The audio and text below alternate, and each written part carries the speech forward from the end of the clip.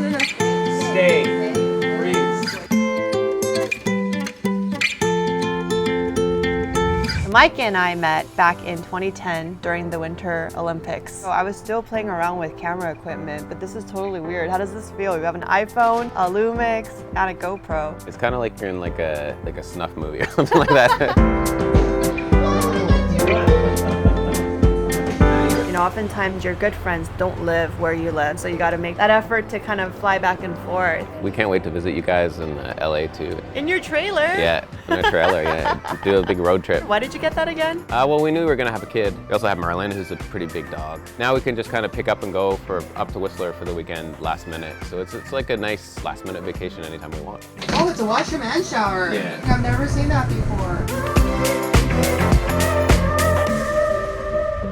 So Mikey used to work for EA, and you did a lot of cool games there, right? Yeah, I worked on NHL, FIFA, SSX, Fight Night. Why are you so passionate about games? Games are kind of like how I got into computers. When I was a kid, I had a computer, but we didn't have a lot of money, so we had a pretty bad computer. And some of my friends had like the newest, latest and greatest. One of my friend's dads, he worked in graphic design. He had like the top of the line computer. And they would always give me his games, but they would never run on my computer. So my motivation was to learn about computers was actually to try and get the games to work. So then it was a natural segue to get into gaming after I got my computer science degree. We're now both kind of entrepreneurs, right? You're doing your own thing. A lot of ups and downs, a lot of like almost bankrupt times, a lot of stress, but it's definitely been worth it. The company is now called Many Hats. AR and VR is pretty big for us. And then our other spin-off company, it's called 56K Games. We're making our own first game called Zeke Speak. It's actually from 1982. And I was like, oh, why don't we try and make a brand new version of it, like a modern version that everyone can enjoy. You actually make engineering seem cool.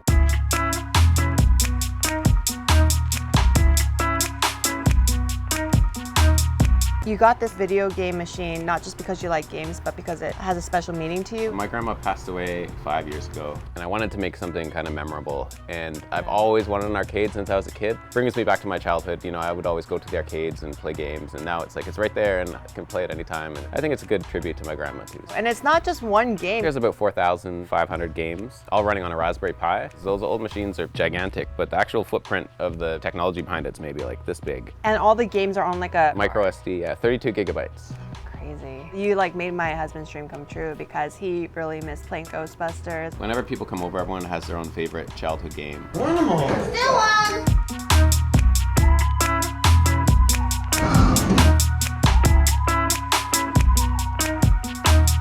You also started a nonprofit. Our good friend Ryan Oliver, he was living in Nunavut, which is northern Canada, so almost the Arctic Circle. They don't have internet is one of the biggest challenges. We're getting an opportunity to teach kids that have no computer science curriculum. I guess it would most commonly be referred to as Inuit. And I had that opportunity when I was a kid. Now we're giving them one other venue basically that they can kind of share their stories and creative games and that kind of thing, so it'd be pretty exciting.